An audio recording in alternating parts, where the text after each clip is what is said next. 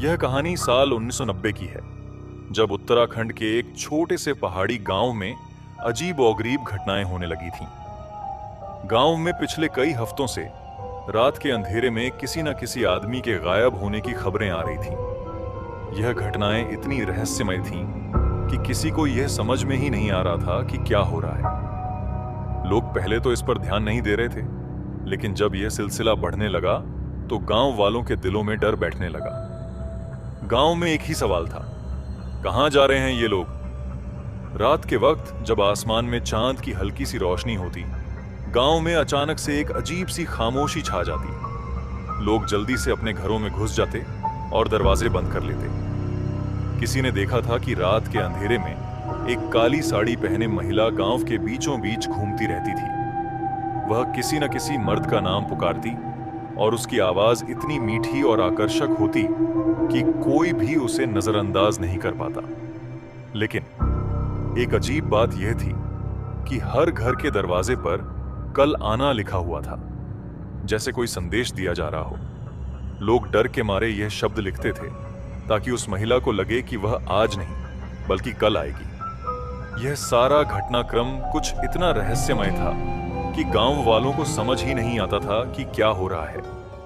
इसी बीच राघव नाम का एक युवा पत्रकार इस रहस्यमय घटना की छानबीन करने के लिए गांव पहुंचा। राघव ने जब गांव वालों से इस बारे में पूछा तो कोई कुछ बताने को तैयार नहीं था। लोग बस एक ही बात कहते, कल आना लिखो और तुम सुरक्षित रहोगे।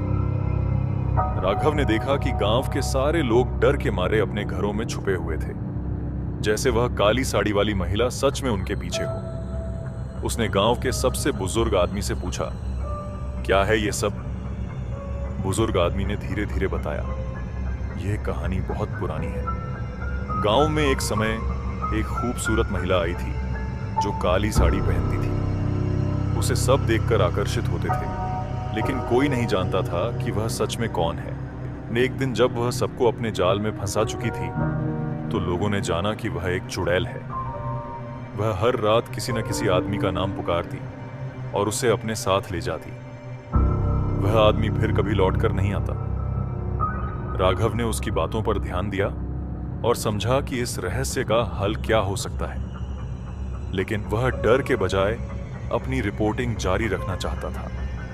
उसने तय किया कि वह रात भर गांव में अकेला रहेगा और देखेगा कि आखिर क्या हो रहा है। रात के अंधेरे में राघव एक वीरान झोंपड़ी में रुका और कैमरा तैयार किया।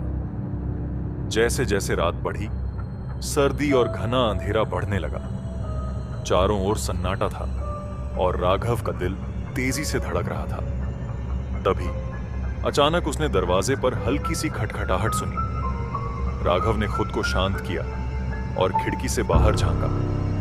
वह कुछ नहीं देख सका, लेकिन तभी फिर से आवाज आई, टुक टुक टुक। राघव ने दरवाजे की ओर ध्यान से सुना और फिर अचानक एक मीठी आवाज उसके कानों में पड़ी, राघव, राघव, दरवाजा खोलो, मैं तुम्हारी मदद करने आई हूं। राघव का दिल दहल गया। वह समझ गया कि यह वही महिला थी जिसके बारे में लोग डरकर बातें कर रहे थे। राघव ने सोचा, क्या यह सचमुच चुड़ैल है? क्या मुझे दरवाजा खोलना चाहिए? लेकिन उसकी रिपोर्टिंग के जुनून ने उसे साहस दिया और वह दरवाजे के पास गया। तभी आवाज आई, राघव, मैं तुम्हें देख रही हूं, दरवाजा खोलो, मुझे पता है तुम अंदर हो। राघव ने थोड़ा साहस जुटाया और धीरे धीरे दरवाजा खोला, लेकिन जैसे ही उसने दरवाजा खोला, उसकी आंखों के सामने एक लंबी पतली आकृति खड़ी थी। वह काली साड़ी पहने हुए थी और उसकी आंखों में आग की लपटें जल रही थी। राघव ने डर के बावजूद अपने कैमरे को चालू किया और ताबीज को निकालने की कोशिश की। तभी वह चुड़ैल जोर से चिल्लाई और उसके हाथ राघव की ओर बढ़ने लगे। राघव ने ताबीज हवा में लहराया और चुड़ैल की ओर बढ़ते हुए ताबीज की शक्ति को महसूस किया। चुड़ैल एक दर्दनाक चीख मारते हुए गायब हो गई। सुबह होते ही राघव ने गांव वालों को पूरी घटना बताई और उन्हें समझाया कि मां कल आना लिखने से समस्या खत्म नहीं हो सकती। सच्चाई यह थी कि चुड़ैल को भगाने के लिए तंत्र मंत्र और विश्वास की आवश्यकता थी। गांव वालों ने पुजारी के साथ मिलकर यज्ञ कराया और चुड़ैल का सामना किया। कुछ दिनों बाद गांव में सब कुछ सामान्य हो गया।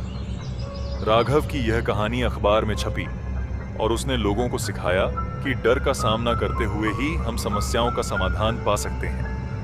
लेकिन राघव के दिल में वह डरावनी छवि हमेशा के लिए बस गई। भय और अंधविश्वास से बाहर निकलने के लिए साहस और तर्क दोनों का संयोजन जरूरी है। दोस्तों, आपको हमारी कहानी कैसी लगी? कमेंट में जरूर बताएं ताकि हम आपके लिए और भी अच्छी कहानियां ला सकें।